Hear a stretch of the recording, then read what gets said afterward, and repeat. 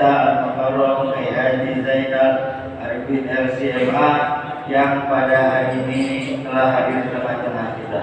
Jamaah yang dimuliakan Allah Subhanahu wa taala, langsung saja mari sama-sama kita dengarkan taklim pada Ahad pagi hari ini akan disampaikan oleh Al-Mukarram Kiai Haji Zainal Arifin LCMA. Kepada beliau kami persilakan. Allahumma sholli ala sayyidina Muhammad. Sallallahu alaihi Nabi Muhammad sallallahu alaihi wasallam. والفاتحة لله أئمة المجتهدين والعلماء العاملين والمشايخين في الدين وجميع المصنفين المخلصين على أن الله يعطي درجاتهم في الجنة وينفعنا ببركاتهم وأسرارهم وأنوارهم وعلومهم ونفعاتهم في الدين والدنيا والآخرة. الفاتحة. أعوذ بالله من الشيطان الرجيم. بسم الله الرحمن الرحيم. الحمد لله رب العالمين الرحمن الرحيم مالك يوم الدين إياك نعبد وإياك نستعين اهدنا الصراط المستقيم صراط الذين أنعمت عليهم غير المغضوب عليهم ولا الضالين آمين. يا رب بالمصطفى بلغ مقاصدنا واغفر لنا ما مضى يا واسع الكرم. يا رب بالمصطفى بلغ مقاصدنا واغفر لنا ما مضى يا واسع الكرم. صليت من حرم ليلا إلى حرم كما سرى البدر في داج من الظلم. يا رب بالمصطفى بلغ مقاصدنا واغفر لنا ما مضى يا واسع الكرم. يا نفس لا تقنطي من زلة عصمت إن الكبائر في الغفران كاللامم. يا رب بالمصطفى بلغ مقاصدنا واغفر لنا ما مضى يا واسع الكرم.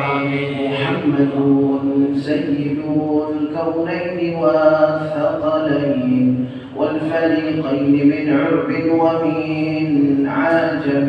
يا رب بالمصطفى بلغ مقاصدنا واغفر لنا ما مضى يا واسع الكرم. اللهم صل وسلم وبارك عليه وعلى آله. بسم الله الرحمن الرحيم. السلام عليكم ورحمة الله وبركاته. الحمد لله الذي بنعمته تتم الصالحات والصلاة والسلام على سيد السادات سيدنا ومولانا محمد وعلى آله وصحبه أجمعين. أما بعد، قال الله سبحانه وتعالى في القرآن الكريم: أعوذ بالله من الشيطان الرجيم، بسم الله الرحمن الرحيم. قل هل يستوي الذين يعلمون والذين لا يعلمون إنما يتذكر أولو الألباب. صدق الله مولانا العظيم. Dan sama-sama kita muliakan guru-guru kita, para habaib, para kiai, asatidzah. Kita doakan guru-guru kita selalu dalam lindungan Allah Subhanahu wa taala. Wabil khusus guru kita ketua DMI cabang Kecamatan Pasar Rebo, ada ilallah Al-Ustaz Haji Muhammad Yamin, mata'alallah bituli hayati wa nafa'ana bi'ulumi fid darain, amin ya rabbal alamin. Segenap asatidzah yang hadir di majlis Darul Islah ini, yang mudah-mudahan guru-guru kita selalu sabar untuk mengajar kita, membimbing kita, sekaligus menegur kita dengan harapan atas ajaran, bimbingan, teguran guru-guru mulia kita. Hidup kita menjadi hidup yang terbimbing dan terarah, selamat dan bahagia di dunia wal akhirah. Amin ya rabbal alamin.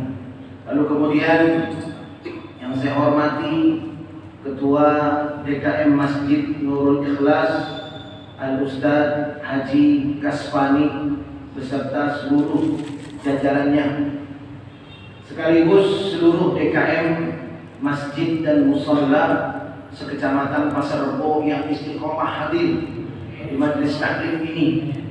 Mudah-mudahan pengabdian kita semua di rumah Allah Subhanahu wa taala didasari dengan ilmu, didasari dengan tuntunan syariat. Mudah-mudahan insyaallah menjadi jalan tercepat kita untuk bisa masuk kepada surganya Allah Subhanahu wa taala. Amin ya Allah ya rabbal alamin. Hadirin yang dirahmati Allah Subhanahu wa taala, pada kesempatan taklim bulan ini kita akan melanjutkan pembahasan kitab I'lamus Sajid bi Ahkamil Masajid. Kita sudah sampai pada masalah yang ke-40. Dalam kitab ini qala al-musannif rahimahullah, pengarang mengatakan, idza ta'attala al-masjid bi tafarruqin nasi 'anil baladi aw kharabiha aw bi kharabil masjid fala ya'ud mamlukan khilafan li Muhammad ibn al-Hasan wala yajuzu bay'uhu bihal wala at-tasarrufu fihi kama law a'taqa 'abdan thumma zamina la ya'ud mamlukan thumma in khifa an tanqudhu asy-syayatin nuqidha wa hufiza wa in ra'a al-qadi an yabniya bi naqdihi aw bi niqdihi masjidan akhar qala al-qadi wa bi sabbaq wal mutawalli yajuz. Hadirin, masalah yang disebutkan di dalam kitab I'lamus Sajid bi Ahkamil Masajid ini kali ini adalah bagaimana ketika ada masjid yang tidak bisa difungsikan lagi. Nah, ini pembahasannya. Masjid tidak bisa difungsikan lagi. Kalau kita di sini Pasar Rebo, alhamdulillah ya, luar biasa, makmur, syiar. Tapi barangkali ada di beberapa daerah atau wilayah masjid-masjid yang memang sudah tidak bisa difungsikan lagi. Ahlan wa sahlan wa marhaba guru kita Kiai Haji Dr. Andes Muhammad. Udah dukung yang begitu-begitu. Soalnya kita udah pegel bener ini. Bener nggak? Betul. Kita dukung itu khadimul ummah yang rajin ngaji, aparat pemerintah yang rajin ngaji, kita doain, kita dukung, kita deketin begitu. Ya. Kalau yang belum mau ngaji, Jangan. ngaji. Kita doain, ya betul. Kita doain, kita ajak, ya sampai mau Ngaji. Kalau pemimpin yang ngaji kan masyarakatnya makin semangat ngaji, betul. Kalau pemimpinnya nggak demen ngaji, masyarakatnya sedih melihat pemimpinnya begitu. Sibuknya sibuk apa dia tadi begitu. Jadi kita hadir di majelis taklim ini salah satu cara kita bikin berkah umur kita. Amin. Kita terusin ya.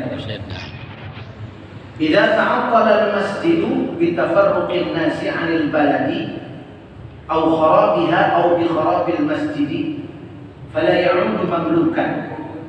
Kalau ada sebuah masjid karena masyarakatnya sudah bubar dari wilayah tertentu atau daerah situ hancur atau masjidnya yang hancur. Jadi ada beberapa kondisi nih. Masyarakatnya bubar, kan ada tuh beberapa kampung masyarakatnya bubar, tinggal serumah, dua rumah gitu ya. Kampungnya masih ada, orangnya nggak ada. Satu, dua, kharabiha, yang hancur kampungnya. Masya Allah, kita doain mudah-mudahan saudara-saudara kita di Cianjur Allah berikan jalan keluar terbaik. Amin. Amin. Seperti kejadian di tsunami waktu Aceh ya. Di Aceh itu waktu tsunami, Masya Allah, hancur itu daerahnya. Atau orangnya ada, kampungnya nggak rusak, masjidnya rubuh begitu. Karena kan zaman sekarang nih manusia bukan hanya makan nasi sama lauk, banyak yang doyan batu split. Bener kan? Betul. Banyak yang doyan Aspal. Banyak yang doyan aspal. Doyan banget aspal. Doyan banget batu split. Apalagi yang namanya besi ulir 16 inci.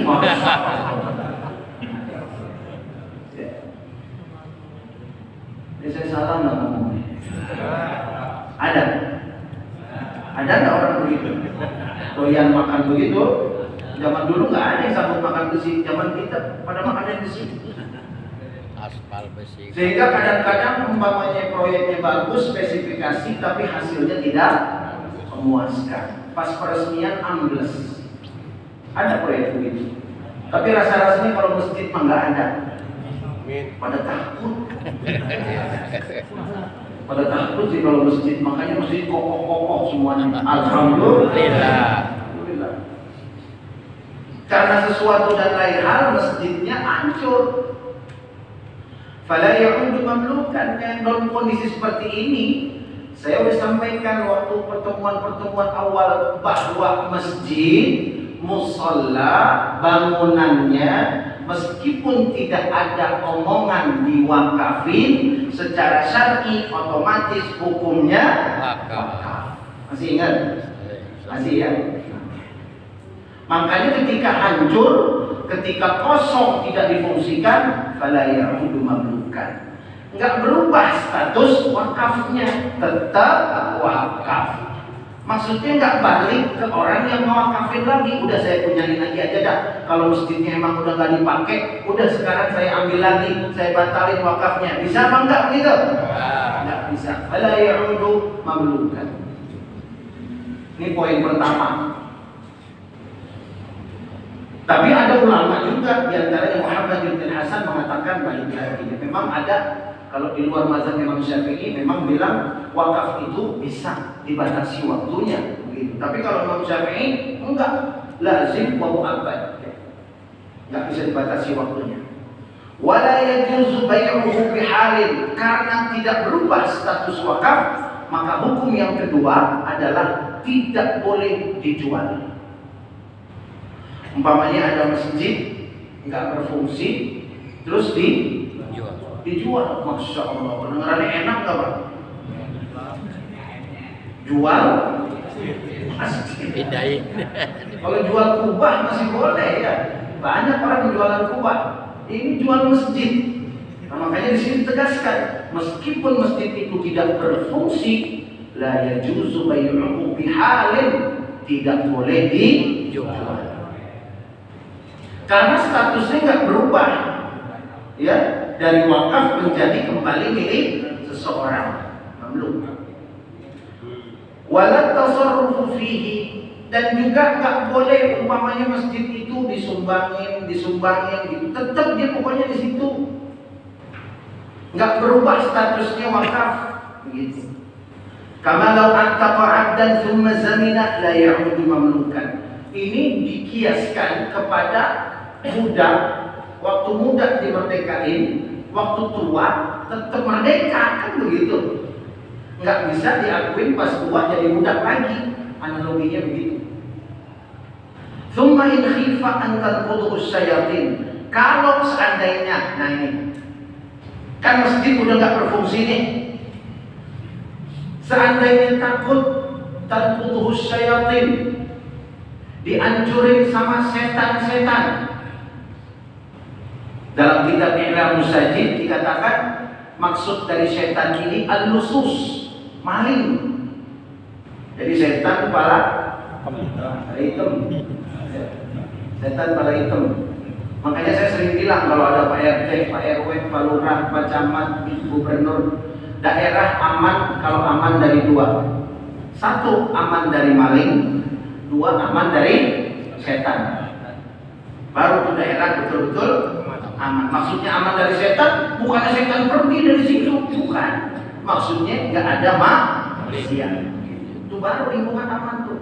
Aman dari maling, aman dari setan.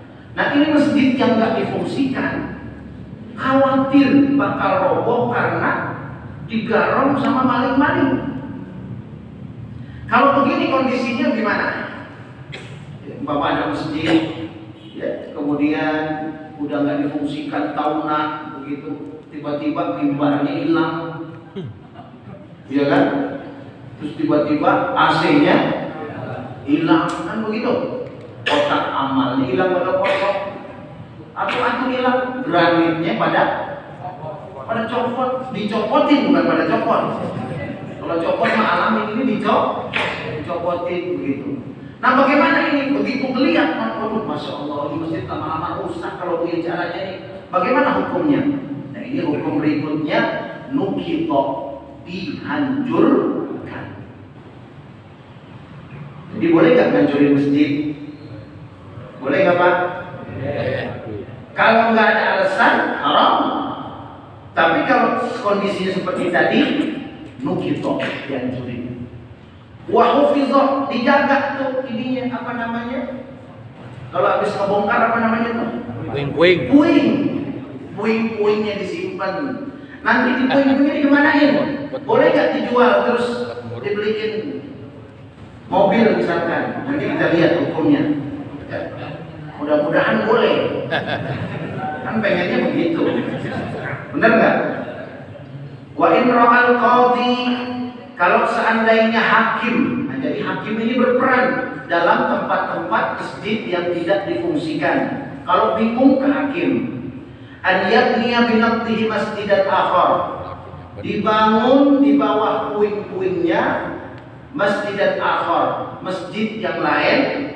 Kalau qadhi musabbaq wal mutawalli yajuz, boleh. Yang curi itu kata hakim, bangun lagi, boleh begitu.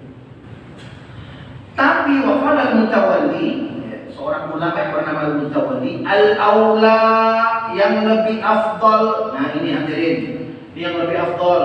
Masjid udah gak berfungsi, udah hancur-hancuran sama orang, kemakan waktu, kita hancurin.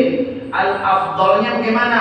Al-yunqala ila aqrabil jihati ilaihi, fa in nuqila ila al-ba'idi jaza, wa la yusrafu an-naqdu aw an-niqdu ila ghairi al-masjid karibatat wal qanatir wal abali kama la yajuzu aksu. Hadirin, ini kelihatannya masalah sepele, tapi saya peringatkan jangan meruya, ya. Al-aula yang paling afdal an yunqala ila aqrabil jihati ilaihi, itu masjid dipindahin ke tempat yang lebih dekat, atau puing-puingnya dipindahin ke tempat yang lebih dekat. Tempatnya apa? Tadi jelasin di kitab ini. Kalau seandainya dipindahin ke yang jauh, jaza, boleh.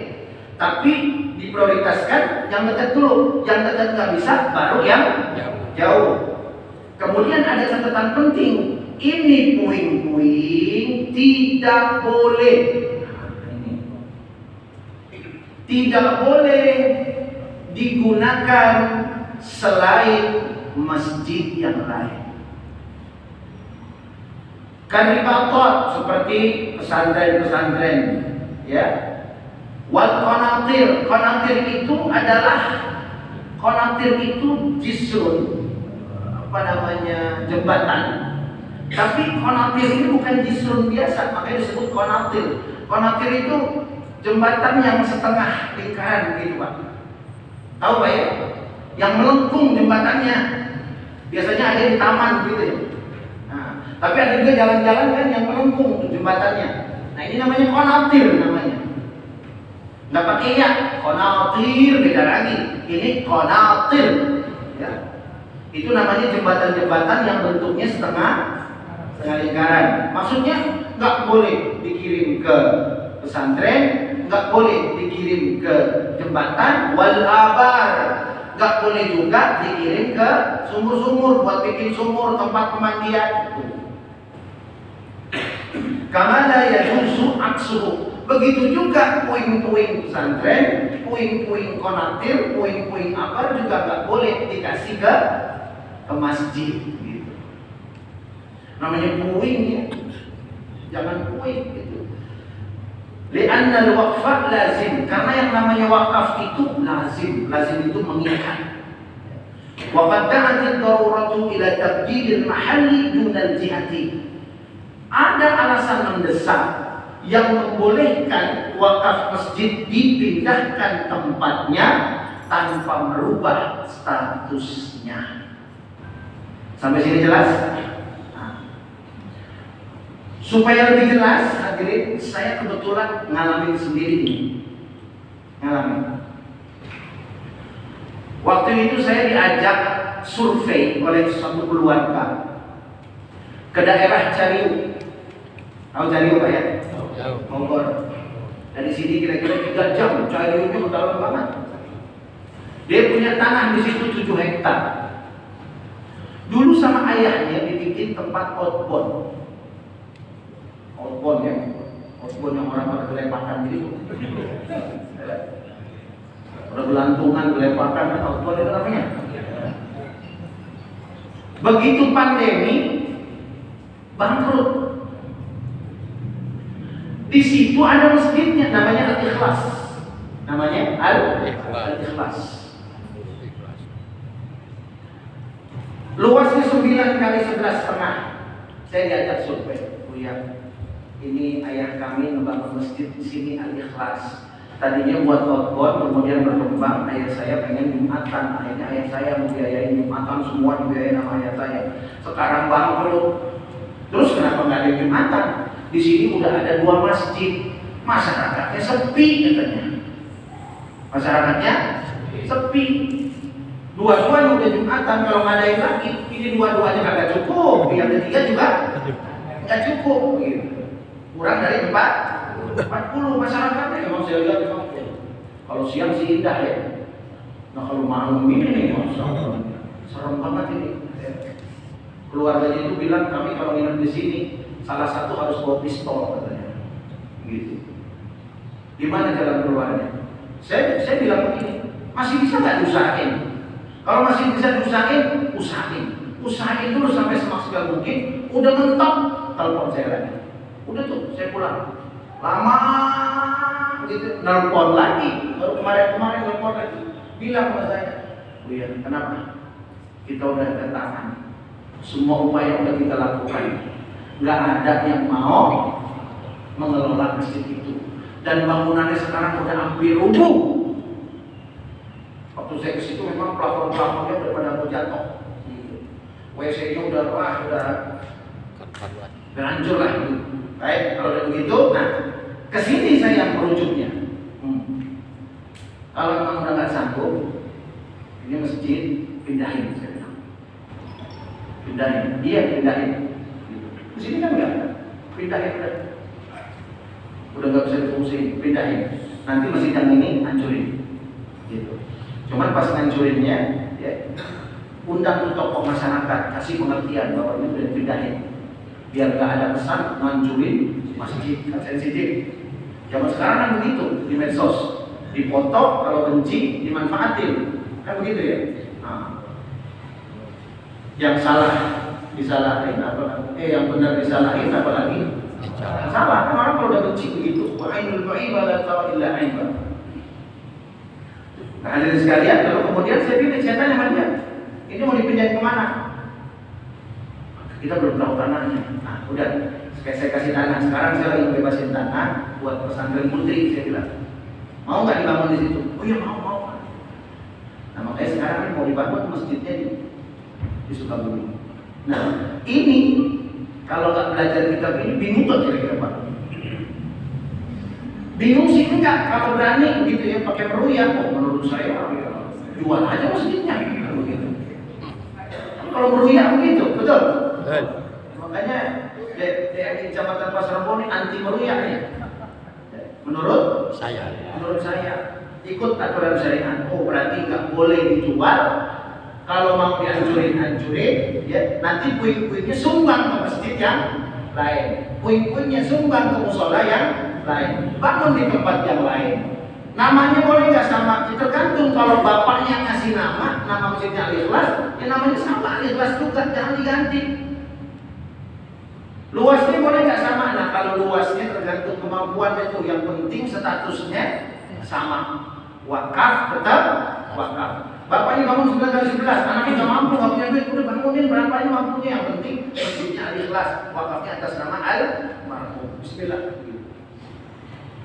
Nah kira-kira begitu hadirin sekalian. Makanya jadi nggak main-main nih hadirin. Nah di sini disebutkan lagi wal hasil min ri'i waqfi imarati hadzal masjid. Kalau memakmurkan masjid itu ada hasilnya, yusrafu ila imarati masjidin akhar. Boleh dioper untuk memakmurkan masjid yang lain. Kalau dari memakmurkan masjid ada hasilnya, boleh untuk membantu masjid yang lain. Gitu. Barangkali umpamanya bapak-bapak di sini kasnya meluap-luap gitu ya. Masjid lain lagi renov macet. Boleh nggak dikirim ke masjid sana? Boleh. Tapi kalau RW pengen bikin ruang pertemuan, bukan minta sumbangan, minta dibikinin nama masjid. Ini saya mau jelas-jelasan aja di sini saya nih, biar nggak ada yang ragu. Sebab ada kasus di Serang, masjidnya di Serang. RW pengen bangun ruang pertemuan, dia tahu kas masjidnya ratusan juta untuk pembangunan, dia minta sisihin sedikit 70-80 juta buat bikin aula RW. Lalu kontekannya ke saya, boleh nggak? Nggak boleh, saya bilang. Nggak boleh. Aula RW yang pakai siapa? Orang Islam pakai nggak? Orang Islam pakai? Orang Kristen? Hindu? Buddha? Kagak Islam, kagak Kristen, kagak Hindu, kagak Buddha, pakai nggak? Sedangkan itu amanah dari jamaah buat masjid. Makanya nggak boleh sembarangan kita di masjid nih, ya. Tapi bapak-bapak jangan jadi takut. Kalau udah tahu aturan begini kan malah enak kita, betul? Seperti kemarin saya jelasin, infak boleh nggak buat beli konsumsi taklim?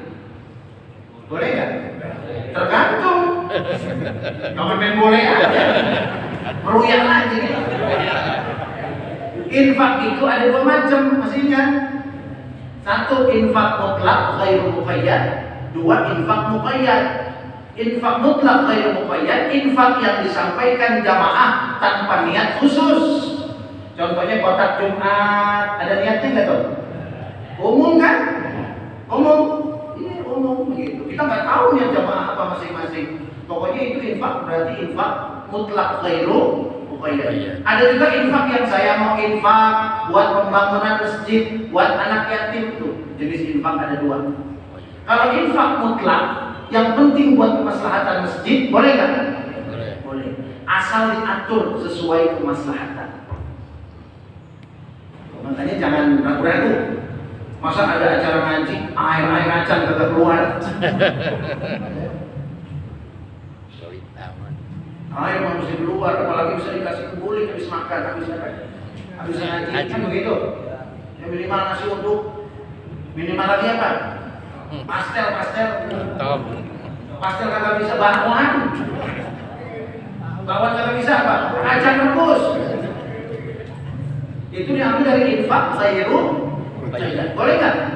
Boleh. Itu DKM tuh. Kalau infak muqayyad buat pembangunan, jangan dikasih ke kiai. Kesian kiainya. Tadi makan bersama kali. Ini kok nasi bau semen nih? Makan sate, kok sate kayak besi 16 kulit nih. Karena DKM-nya salah. Infak jamaah buat pembangunan dikasih kiai. Hati-hati ya. Saya nanya. Aman ya? Aman. Kan saya sering dengar soalnya Pak, saya sering dengar meruyak ini bahaya. Berdasarkan surat keputusan saya Ketua DKM Masjid Al-Abal misalnya. Mana umat? 2000 mau masukin aja anak yatim. Nggak boleh. Nggak? Cuma 2000. Dilaporin ke malu. Udah masukin aja anak yatim. Nggak boleh hadirin. Hatta 2000 itu nggak boleh kita campur tuh. Niat dari jamaah buat pembangunan, kasih buat pembangunan, keluarin itu sampai habis gitu. Nggak boleh campur-campur sembarangan. Udahlah, anak yatim kita pakai buat bangunan aja lah. Anak yatim udah kita kasih bulan kemarin kan udah ada santunan. Ini ada saldo nih 3 juta lagi. Itu kurang itu buat semen dikit lagi. Udah biarin aja nggak apa-apa kok. Insya Allah Allah maha tahu. Masya Allah. Berani banget begitu orang. Jelas hadirin sekalian. Masya Allah hadirin ya, luar biasa ini. Terus kalau masjidnya hancur, bagaimana dengan furnitur dan kelengkapannya? Di sini jelaskan juga. Wa kadza yaf'alul hakimu bima fil masjidil haram. Ya. Demikian pula yang dilakukan oleh seorang hakim tentang apa yang ada di masjid, mau karpetnya, mau lampunya, ya, atau hal-hal yang qadadim, hal-hal yang lainnya. Yanquluha ila ghairihi indal khaufi 'alaiha. Dipindahin ke masjid yang lain atau ke mushola yang lain kalau takut hancur. Tapi kalau nggak bisa dipindahin, nggak ada yang mau nerima. Masih ingat langkah-langkahnya Pak yang kemarin waktu kita membahas karpet idza baliyat? Masih ingat ya? Waktu karpet itu udah rusak, nggak bisa dijual, nggak bisa dimanfaatin, ya? Masih ingat kan? Kalau nggak bisa dijual, simpen aja udah. Tapi kalau dikasih ke musola dekat nggak mau, dikasih ke musola jauh nggak mau, dijual bisa, boleh nggak? Boleh. Uangnya kemana? Ke masjid lagi. Tapi kalau dijual nggak laku, udah simpan aja. Bukan salah bapak-bapak ketua DKM. Jelas? Nah, ini hadirin sekalian. Ini masalah yang ke-40. Ya, mudah-mudahan bisa difahami. Kemudian satu lagi. Saya bahas hari ini 2 masalah dari kitab, dan satu saya pengen sampaikan tentang masjid ramah anak. Tapi bukan versi pemerintah. Maksud saya masjid ramah anak itu ada dalilnya nggak sih begitu? Kalau nggak ada dalilnya ya nggak usah diterima. Kalau ada dalilnya terima. Wah ini pemerintah betul kan yang dengar begini. Sekarang kita lihat Al-Hadi wal Arba'un. Masalah ke-41. Ini supaya hilang keraguan. Saya lihat penting juga. Rihabul masjidi minal masjid. Teras masjid termasuk masjid. Jangan ragu-ragu lagi sekarang. Teras masjid termasuk masjid. Kenapa saya sampaikan ini? Ada yang nanya, Pak Kiai, itu kok orang sholat sunat tahiyatul masjid di teras? Dia tahu hadisnya, padahal kan hadisnya idza dakhala masjid, kalau udah masuk masjid gitu. Itu sholat sunat tahiyatul masjid di teras. Sah enggak itu? Nah, dengan pembahasan masalah 41 clear. Dalam mazhab Imam Syafi'i, teras masjid, teras masjid itu adalah bagian dari masjid. Rihabul masjidi minal masjid. Teras masjid itu adalah bagian dari masjid. Hukumnya hukum masjid. Jadi boleh nggak sholat sunat tahiyatul masjid di teras? Boleh nggak? Jelas. Kalau sholat sampai teras berarti boleh? Boleh ya. Ditutup karena ada AC. Terus jamaahnya sholat di luar di situ. Sholat Jumat, sah nggak sholat Jumat? Jangan sholat Jumat, sholat berjamaah 5 waktu, umpamanya di masjid Nurul Ikhlas ini subuhnya sampai keluar-luar ya? Ya. Amin keluarnya nih sama. Oh iya, subuhnya keluar-luar. Iya. Keluar-luar ya, keluar negeri ya. Ada keluar kota begitu ya. Ada 6 sah, alhamdulillah. Nah, ini umpamanya subuhnya penuh sampai keluar. Itu yang di luar itu jamaahnya sah nggak? Yakin? Yakin? Kenapa? Karena teras itu bagian dari sekarang ke jalan ke halaman masjid. Sah nggak jamaahnya? Sah, karena masjid, karena softnya masih tersambung. Terus berapa jauh kalau ada penghalang? Kalau ada penghalang berapa jauh tetap sah sholat jamaah. Ini ada di dalam fikih. DKM nggak usah pusing. Makanya biar rajin ngaji aja. DKM ngurus masjidnya aman, nggak puyeng. Paling puyengnya bikin LPG Boti. Nggak ada kitab kalau itu.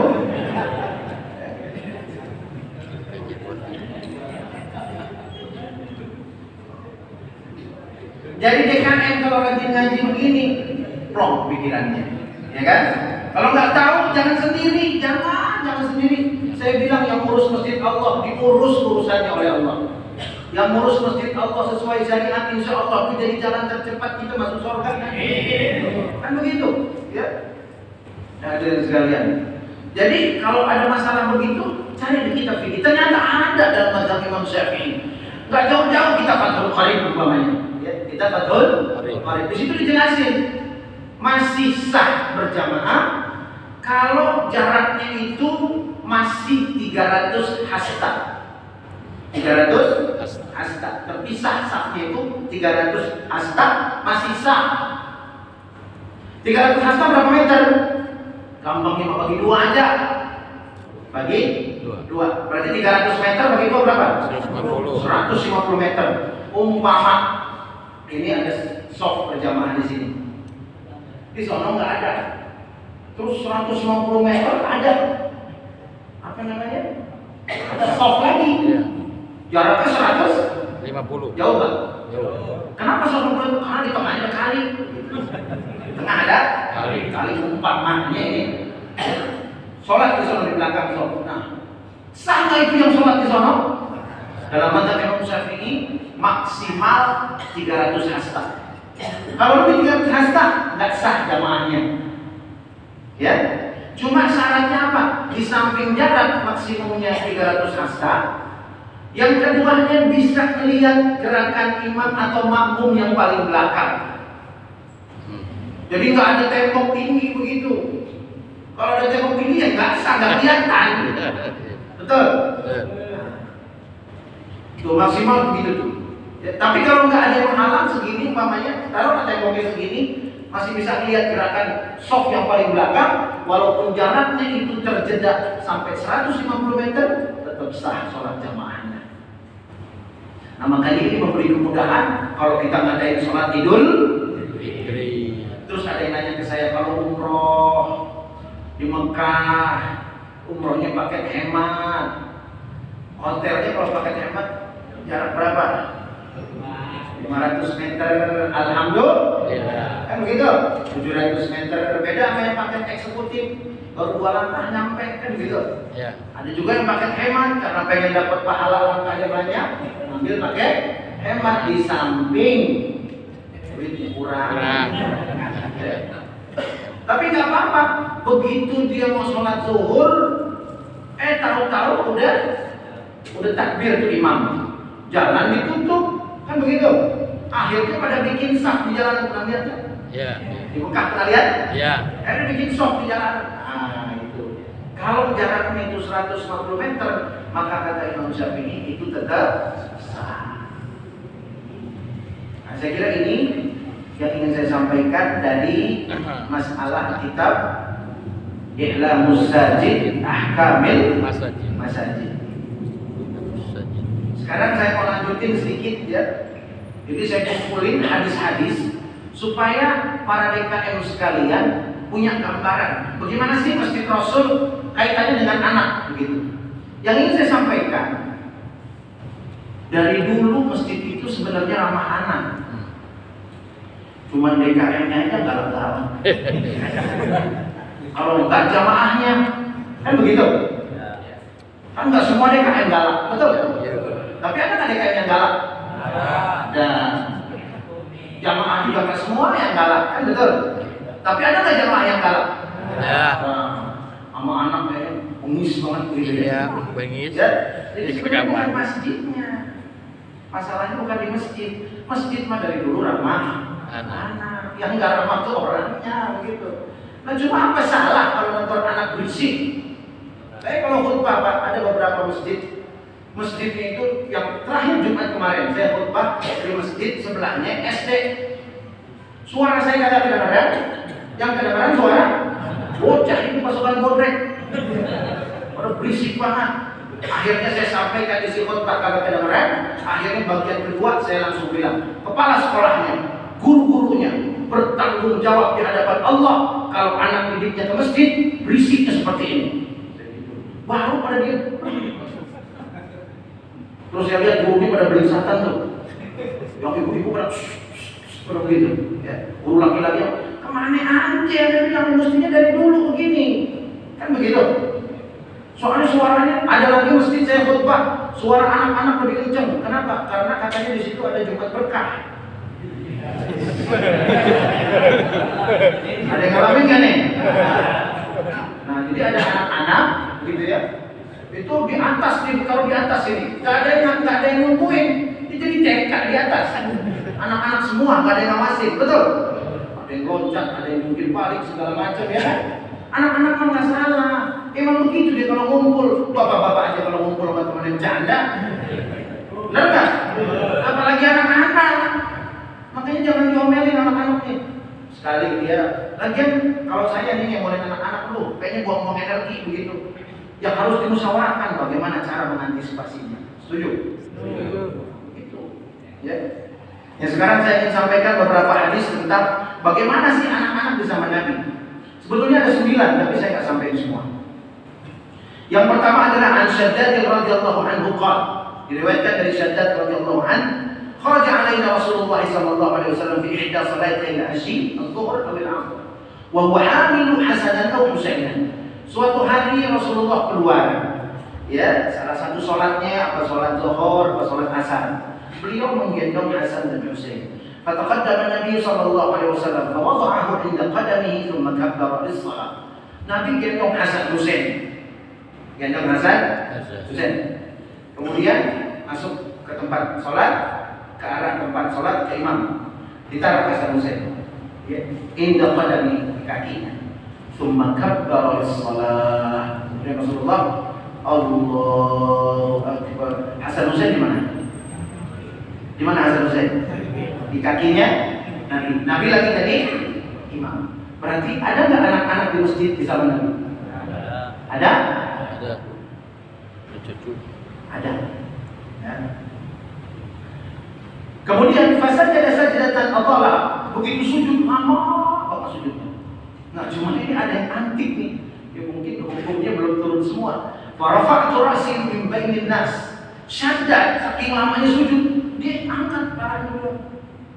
Sahabat, bapak-bapak sujud ke bapaknya, imamnya lama sujudnya, lama sujudnya, saking lamanya penasaran. Kenapa ini? Akhirnya Shaddad ini ngangkat tangan gitu, dilihat, tapi kenapa itu? Nah begitu, ya. Tapi jangan dicontoh, jangan dicontoh lagi. Nah ini hukumnya kan masih terus turun ya. Kalau sekarang kan nggak boleh begitu, betul? Nah, kalau dulu belum ada, gitu. Nah, jadi dia lihat. فرفعت رأسي من بين الناس فإذا الصبي على ظهر رسول الله صلى الله عليه وسلم وهو ساجد. Ternyata Nabi lagi sujud, lihat sama Shaddad, di punggungnya ada anak lagi nangkring. Coba, shallu ala Nabi Muhammad. Masya Allah. Teriaknya Nabi, melototnya Nabi, marahnya Nabi. Atala sujud, sujudnya lama. Faraja'tu ila sujudi. Udah tahu ada anak nangkring, aku terusin lagi sujud. Ya, hilang penasaran. Falamma qada Rasulullah sallallahu alaihi wasallam as-salata, begitu selesai salat, qala an-nas. Orang-orang pada ngomong, "Ya Rasulullah, innaka sajadta sajdatan ataltaha hatta dhananna annahu qad hadatha amrun aw annahu yuha ilaik." Rasulullah, sujud Anda kok lama banget ya tadi ya? Sampai kami itu nyangka ada kejadian apa begitu? Atau Anda tiba-tiba terima wahyu dari Allah? Qala, Nabi bersabda, kullu dzalika lam yakun. Enggak begitu. Masya Allah. Walakin ibni irtahala. Anakku nunggangin aku. Kan maksud anak cucunya. Saking sayangnya cucunya. Cucu saya nunggangin pundak saya. Fakarihtu an u'ajjila hatta yaqdi hajatah. Shallu ala Nabi Muhammad. Kenapa Nabi panjangkan sujudnya? Aku tidak ingin mengganggu keasikannya sedang dia bermain di atas mukaku sampai dia selesai, sampai dia puas. Shallu ala Nabi Muhammad. Ini saya kira satu hadis ini cukup ini, betul? Nabi sujud lama sampai sahabatnya itu terdekat, karena Nabi nggak pengen ngeganggu anak yang lagi main di pundak. Lu keluar lu, besok jam 9 lagi lu. Setan. Ini masjid di rumah Allah nih. Ini masjid di rumah Allah nih. Begitu. Besoknya bapaknya datang komplain. Siapa yang bilang dia anak setan? Jangan pakai sekarang udah jangan marahin kalau anak-anak bercanda. Makanya hadirin, orang tuanya juga harus ngaji. Ini ada anak-anak ribut di masjid karena orang tuanya yang ngaji. Anak yang boleh dibawa ke masjid itu nggak semua. Anak yang boleh dibawa ke masjid nggak semua. Yang boleh disuruh ke masjid nggak semua. Anak setahun, 2 tahun jangan dilepas sendirian di masjid. Imam diputar-putar sama dia. Benar? Ini anak. Yang boleh itu yang mumayyiz. Walaupun belum balik tapi mumayyiz. Jadi anak itu ada 2 macam, ada mumayyiz, ada ghairu mumayyiz. Walaupun belum balik. Ghairu mumayyiz ini anak yang belum bisa tenang kalau sholat. Orang tuanya lihat kalau dia belum bisa tenang sholat, ajarin dulu di rumah. Udah bisa tenang baru suruh masuk ke masjid. Jangan saya pengen anak saya cinta masjid. Suruh daripada berantem di rumah di masjid. Masya Allah. Daripada ribut di rumahnya ke masjid, akhirnya di masjid apa ya? Ikut bapaknya nyuruh. Bapaknya bilangin, ya, ini anak, awas kamu ke masjid ya, jangan bercanda. Pokoknya ada laporan kamu bercanda, bapak kasih hukuman. Itu antem di masjid insya Allah, betul? Nah yang mumayyiz suruh ke masjid, kalau tenang ke masjid. Bapaknya juga ikut. Ini yang repotkan anak ghairu mumayyiz, disuruh ke masjid, bapaknya mancing di waduk.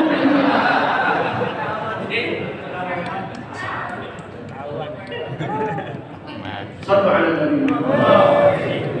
Makanya hadirin, ayo kita galakkan taklim ini, karena taklim ini yang merubah pola pikir. Dengan taklim ini kita jadi tenang. Kalau ikut aturan Allah itu yang paling baik. Nah sekarang saya tutup dengan hadis yang saya kumpulkan ini nomor 9. Jadi saya sampaikan nomor 1 ke nomor 9. Kalau ada yang mau tinggal bilang ke Ustaz Yamin, nanti saya kirim hadis-hadisnya. Ada 9 hadis dengan sanad yang sahih. Semuanya tentang bagaimana masjid bisa